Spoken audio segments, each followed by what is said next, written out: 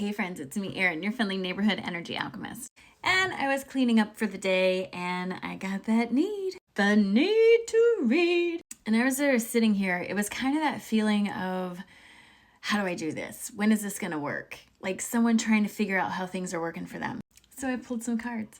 All right, so the first card that came out was the message card. And anyone who knows me knows this is the Listen Linda card. You got to listen up. Your guides have a message for you. No back talk. So the first two cards came out together. It was the Magic and the Psychic card. They look like this. These came out together at first in the reading. They were the first cards to pop out at me. And what that tells me is someone is in search of their magic or their abilities. Like they're trying hard to tap into these. And it's like the feeling of, I know they're there, but I don't know how to get to them. And you know, that happens with a lot of people. Like everybody. But what came out right after that are three cards that kind of go together. The first card is the Divine Feminine card. And what this tells me is you're not taking care of yourself.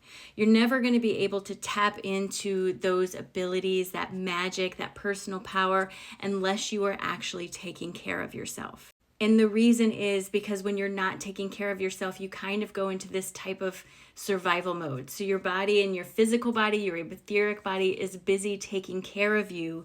So none of these other things can kind of come forward. It's like that saying, if you don't make time for your wellness, your illness will make time for you.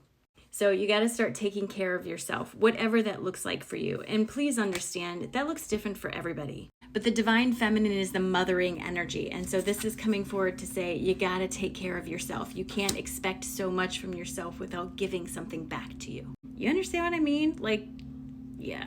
Even just 5 extra minutes with your coffee in the morning, that counts. The next card that came out was Spiritual Cleansing. And what this tells me is in order to reach these things that you want, this magic and these psychic gifts, that you have to let go of a lot of crap that you're holding on to.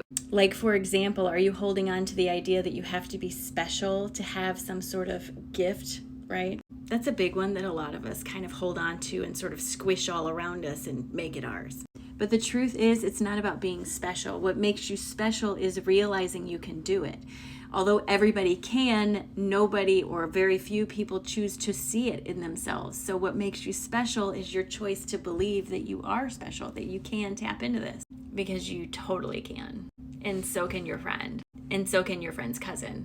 But the last card that came out kind of sums it all up. It's going to take some courage to get through what you're going through to get where you want to go. Do you understand? This isn't magic. As much as sometimes it can feel like magic, it's not. You still have to help yourself. You can't ask Source for something and expect it to be handed to you on a silver platter.